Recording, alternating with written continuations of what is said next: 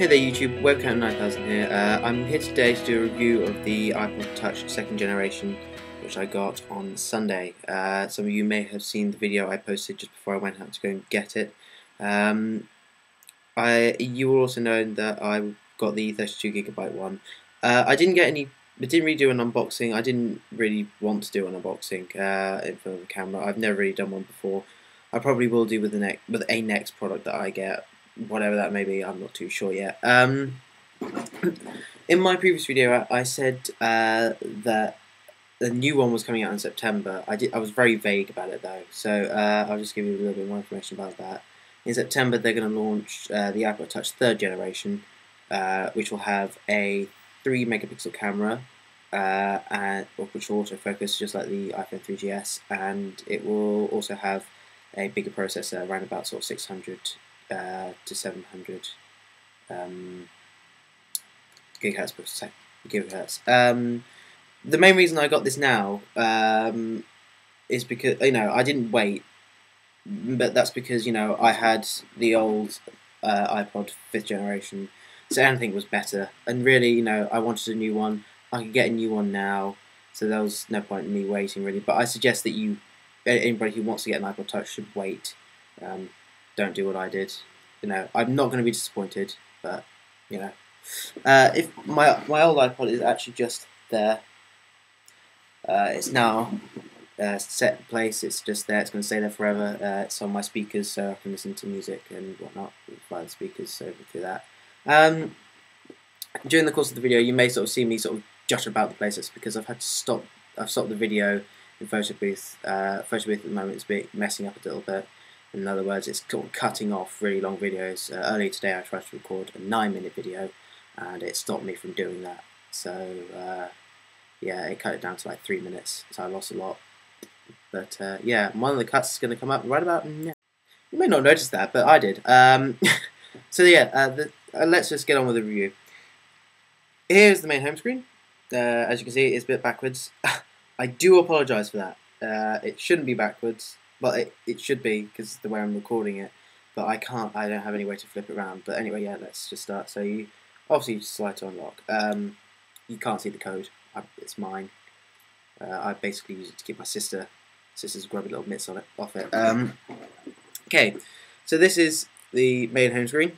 This isn't more glitchy when you first get one. If you were to get one now, it would be slightly different. It wouldn't have the voice memos there. Mainly because if you buy an iPod Touch now, it'll have the 2.2.1 software. So if you want to get 3.0 software, which I did, I highly recommend it. In the UK, it's £5.99, or in the US, it's $9.99. Definitely worth the upgrade. I did it. Brilliant. I didn't even use the 2.2.1 software at all. With the 3.0 software, you get voice memos, you get Spotlight, you get cut, copy, and paste, you get shake, shuffle, you get a lot of extras, which I will be going through in this video. I might very well have to do a two-parter for this video because it might just be too long. But I'm going to try and fit everything in. I'm going to try and show you everything. I'm going to try and show you the speakers and whatnot, because although a lot of people want to sort of see that sort of thing.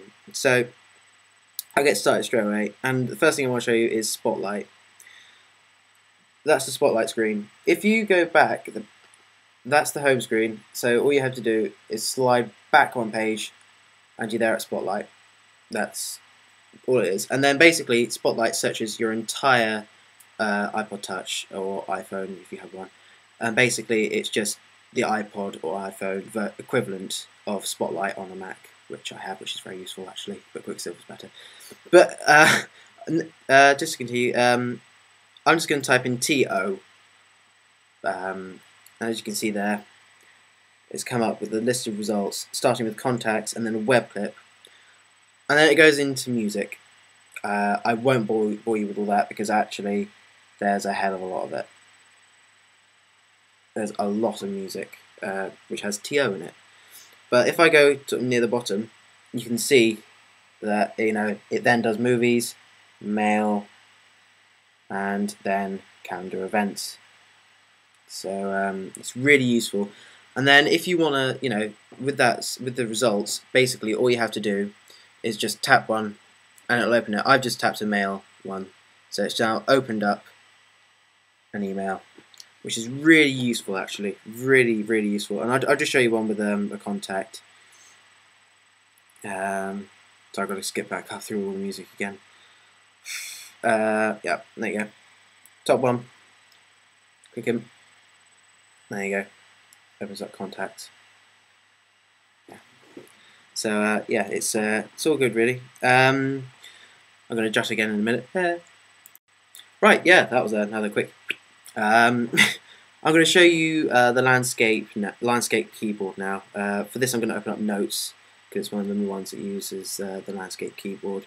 I'll just open up a new note.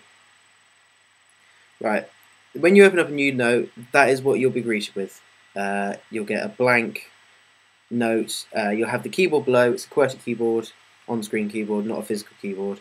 And then basically, if you turn it on its side, it rotates, and it goes on its side, and you can have a full landscape keyboard, which is really helpful actually, because portrait is a bit small at times, I've found, and it's a little bit tricky to type with.